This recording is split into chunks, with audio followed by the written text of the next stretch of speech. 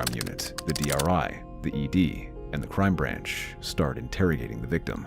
One of the most disturbing cases happened in Bengaluru, where the fraudsters pushed their boldness to shocking levels. Their target? A lawyer, someone who thought they were untouchable. But what unfolded was a true nightmare. For nearly 36 hours, she was trapped in a terrifying game played by cybercriminals who knew how to use her fear against her.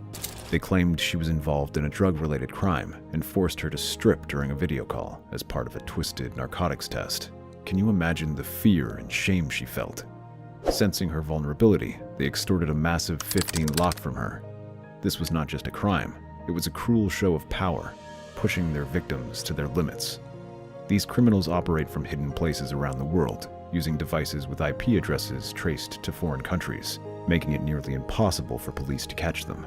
In Coimbatore alone, the total losses this year have skyrocketed to 5.67 crore.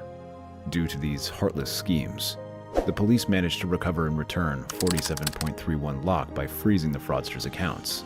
But the harsh truth is that for many victims, the pain is real and the damage is done. Yet, as the cybercrime unit was piecing together the puzzle of the lost money, a new case emerged on June 8th. This case, however, turned the tables for the investigation, leading to a major breakthrough in the string of FedEx courier scams reported across Coimbatore. In a small but significant victory, the Coimbatore police managed to bust a Madhya Pradesh-based gang that had been running a well-oiled machine, deceiving hundreds of unsuspecting victims from various parts of the country. The total loss amounted to several crores, but the arrest marked a critical step in exposing the larger network behind these scams. A special team led by cybercrime inspector P.A. Arun managed to track down and arrest 3 key suspects: Ravikumar Sharma, age 23, Mukul Chandel, age 24, and Anil Jatav, age 24, all from Guna and Madhya Pradesh. After their arrest on July 4th, they were brought to Coimbatore and placed in judicial custody 2 days later. Their capture followed one of the biggest heists, a 67 lakh scam targeting a 75-year-old Coimbatore resident, C. George. According to Mr. George's complaint, Vinay Kumar Shobe from Bandra Station in Mumbai, he was alarmed to receive a message stating that he had been accused in a case because a fraudster had used his Aadhaar card to open a bank account and obtain a SIM card for cheating. The very next day, Mr. George received another call, this time from someone claiming to be Shobe's superior. The scammer delivered a shocking message. They had obtained a warrant from the Supreme Court for his arrest. The fraudster's trap tightened when Mr. George was told that to avoid arrest, he must pay a hefty fine. The elderly man transferred 67 lakh from one of his bank accounts to the fraudster's account. Shortly after, the scammer contacted him again, demanding even more money. When Mr. George tried to withdraw 10 lakh from his fixed deposit account at a different bank, the bank manager became suspicious and questioned the large withdrawal. Sensing something was off, Mr. George explained the entire situation to the manager, who urged him to report the incident to the cybercrime police. It was only then that the full extent of the scam came to light. A case was officially registered on June 12th. This breakthrough led the police to seize key evidence: laptops, mobile phones, SIM cards, and bank passports used by the accused. The investigation took them all the way to Guna, where the 3 suspects were eventually apprehended. The more the police dug, the darker and more twisted the trail became. As it turns out, the bank account used by the scammers wasn't linked to just one crime. It was tied to similar scams investigated by 52 cybercrime units across 12 states.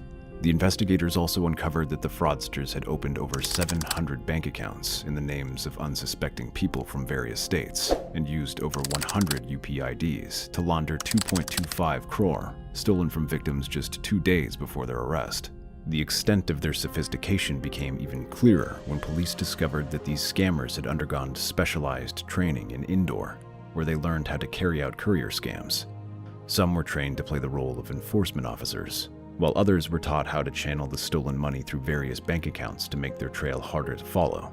They even used automated messaging systems to randomly target victims, setting the stage for their scams. Despite the complexity of the case, there is a silver lining. The police have already recovered 8 lakh out of the 67 lakh stolen from Mr. George, and efforts are underway to recover the rest. But for every victory like this, countless others remain unresolved.